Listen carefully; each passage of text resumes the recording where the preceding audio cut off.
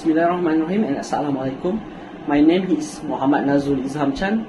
My metric number is 211092015. Today, we will present about remote monitoring and control of a power substation.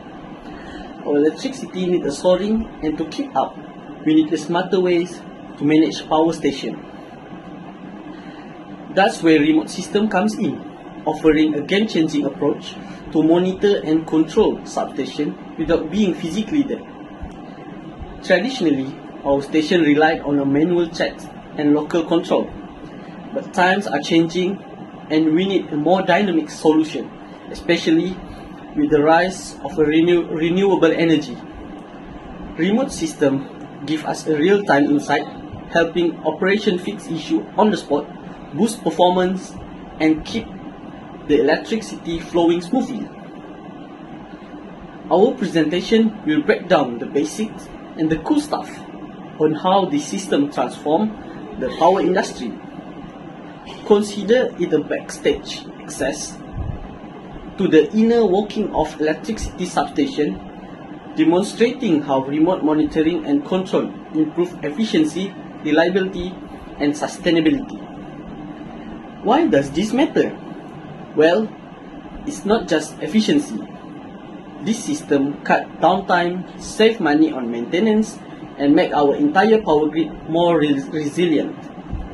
As we face a future with growing electricity needs and a changing energy scenes, understanding remote monitoring and control is like having a secret weapon for a stronger, more tech-savvy power setup. Let's explore together. Assalamualaikum warahmatullahi wabarakatuh. My name is MUZIL bin LATIF and my metric number is 211091995. So today I will present about the part 1 of my part. So what is content of my part? Part A is introduction of SCADA system, configuration of SCADA system, SCADA architecture, and the last one, SCADA major component and the operation. So we will back for the introduction for SCADA system. What is SCADA system? SCADA stands for Supervisory Control and Data Acquisition. It is a process automation system that collects data from sensors and instruments located at remote site and transmit and display this data at a center site for control or monitoring purpose. And then for my second point is combination of hardware and software that enables industrial process automation. The data is usually viewed on one or more SCADA host computer located at the center or remote site.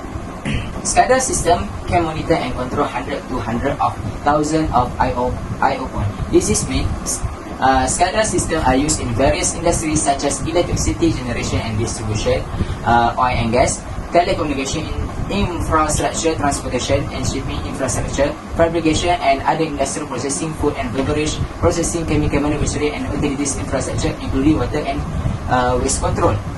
And then SCADA systems are particularly useful for processes that can be monitored and controlled remotely, especially in case where it is possible to reduce waste and improve efficiency.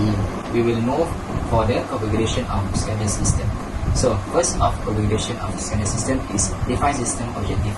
Clearly define the objective and goal of the SCADA system. Understand the process to be monitored and controlled and identify key performance indicators, KPIs. So for number 2, select SCADA software. Okay, select SCADA software is choose a suitable SCADA software platform based on the requirement of the industrial application. Consider factors such as scalability, compatibility with existing system and vendor support. And then for the number 3, system architecture. Design the overall architecture of the SCADA system, including the arrangement of field device communication network and the center SCADA host. Consider redundancy and fault tolerant to ensure system reliability.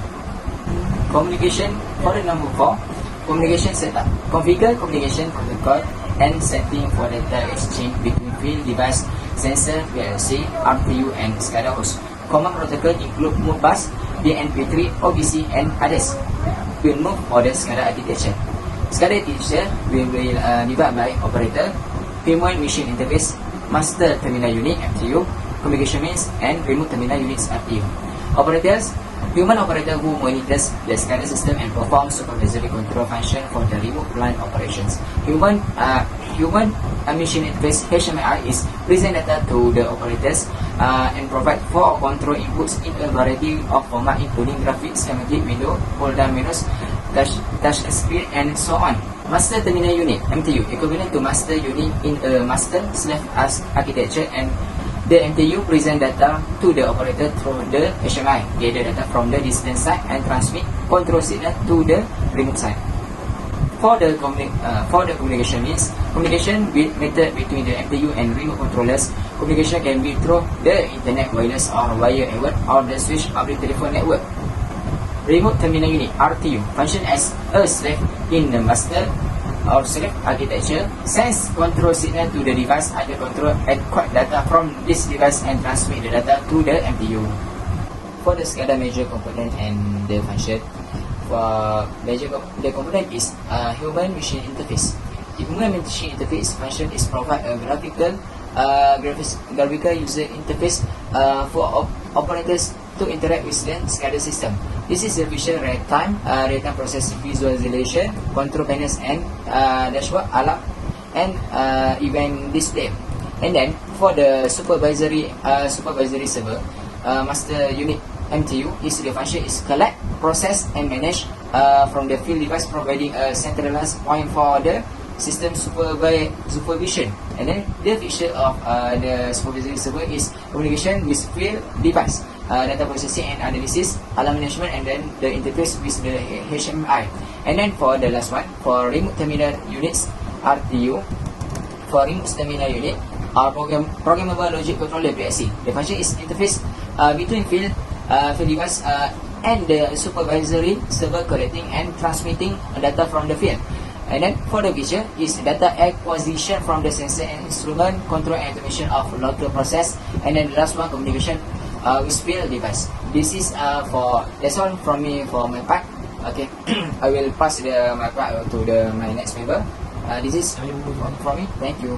Assalamualaikum warahmatullahi wabarakatuh. My name is FAHIM. My check number is 11092025.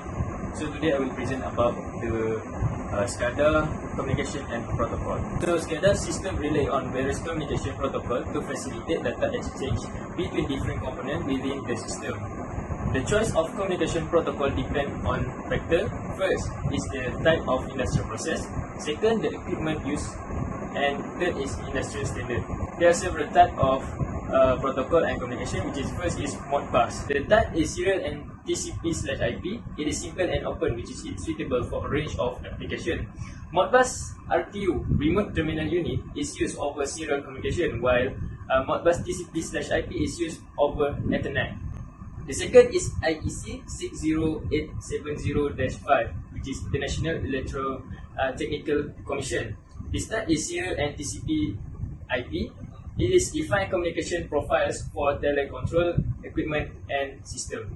And after that is DNP3, Distributed Network Protocol 3. This type is TCP/IP. This is used in the utility and energy sectors.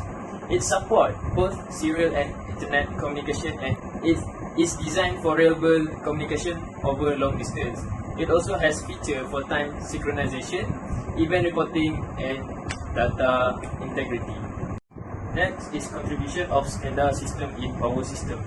SCADA system makes significant contribution to power system by providing advanced monitoring, control, and automation capabilities. Here are contribution of SCADA system in power system. First is remote control and operation, which is it enable remote control and operation of power system device such as circuit breakers, switches, and transformer. This capability allow adjustments and respond to events without physically being present at the location, improving operational efficiency. Then second is substation automation, which is first is used in substation automation, providing centralized control and monitoring of electrical substation. This enhance the efficiency of power distribution and ensure the reliability of the overall system. And lastly is fault detection and diagnostic, which is SCADA system quickly detect and diagnose fault within the power grid. Automated alarm and notifications alarm operators to potential issue, enabling them to take corrective action properly. Then it's to minimizing downtime and improving system reliability. After that, relating to the SCADA system is advantages of implementing SCADA system. The implementation of SCADA system offers several advantages across various industries, including manufacturing, utilities, and infrastructure. Here are some advantages of implementing a SCADA system. First is improved efficiency.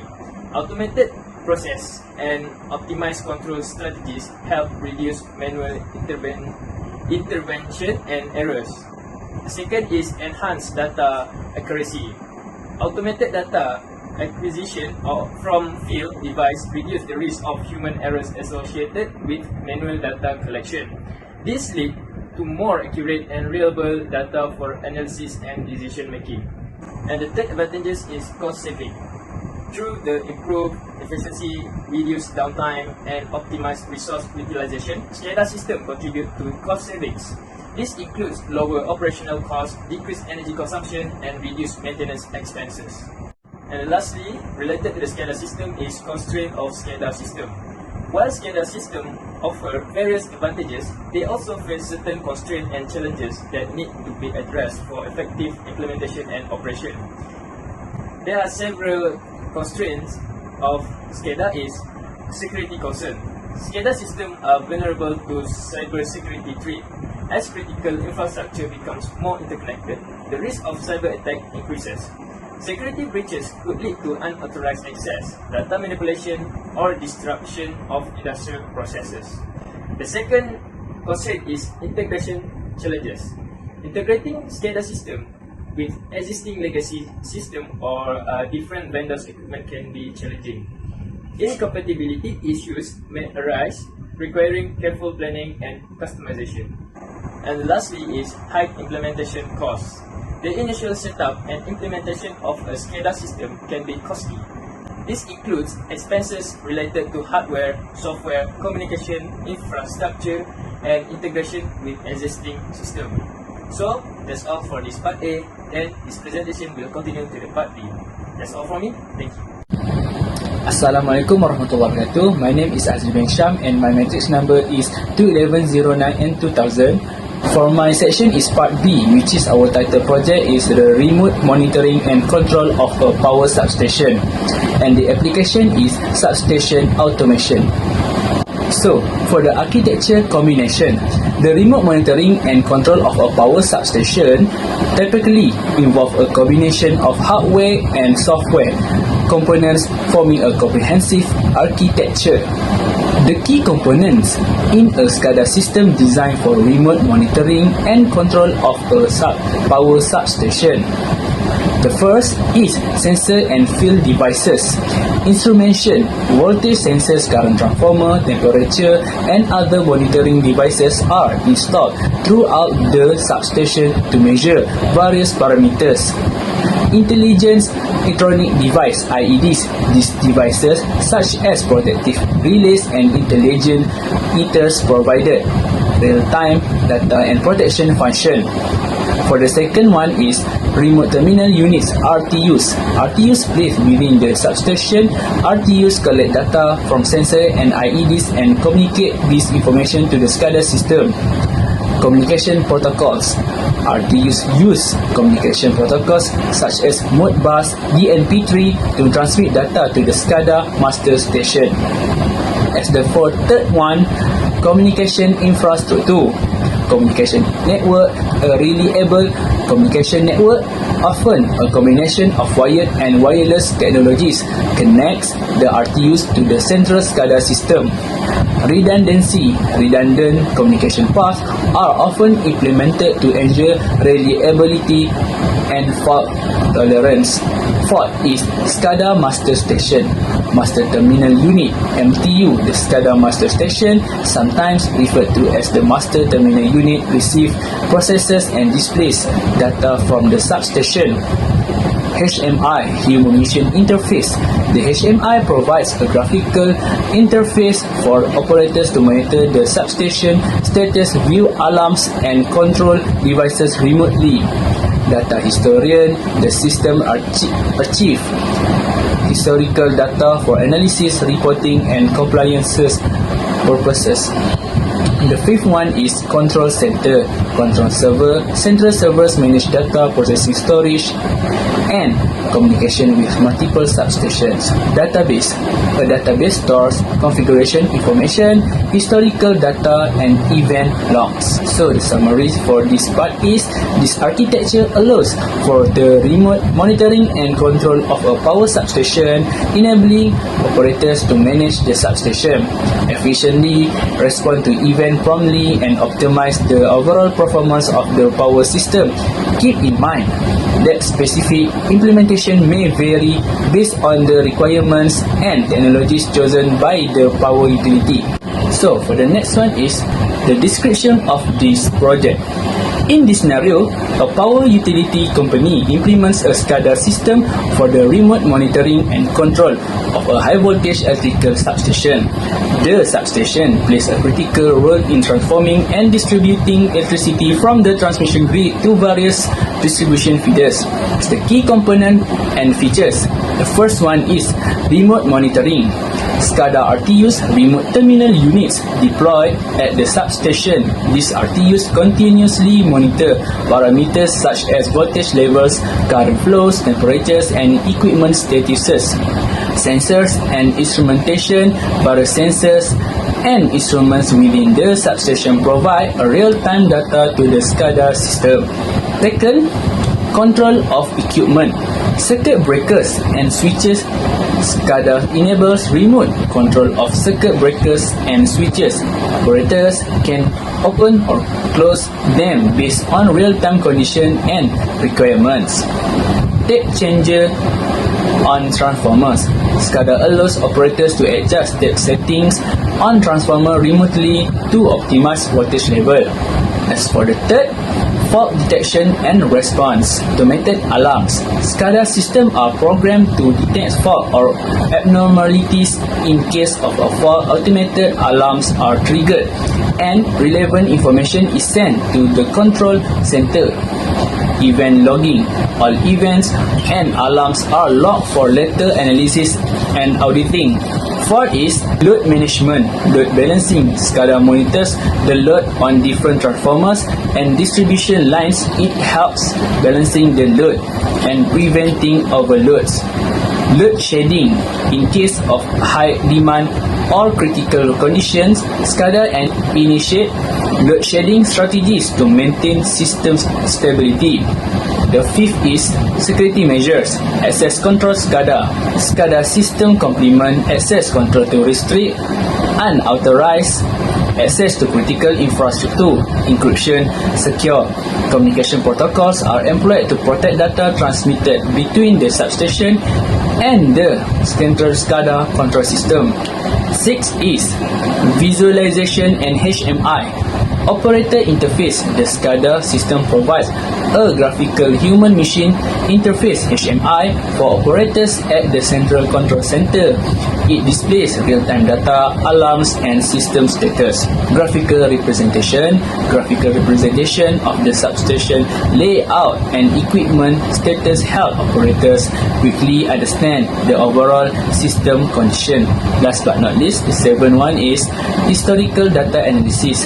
Data storage. SCADA system store historical data related to substation performance. Trend analysis. Utilities can analyze historical data to identify trends, plan maintenance, and make informed decisions about equipment upgrades. So the summary is, this application of SCADA in power system enhance the reliability, efficiency, and safety of substation operation by enabling real-time monitoring, control, and automation from a centralized location. That is the end of the part B. That's all from me. Thank you. In conclusion, implementing remote monitoring and control system for power substation offers significant advantage. This system provides real-time data, allowing operators to make informed decisions promptly, leading to enhanced operational efficiency and improved safety. The use of advanced sensor and automated control mechanism help detect and address issues proactively, minimizing downtime, and contributing to more reliable power grid.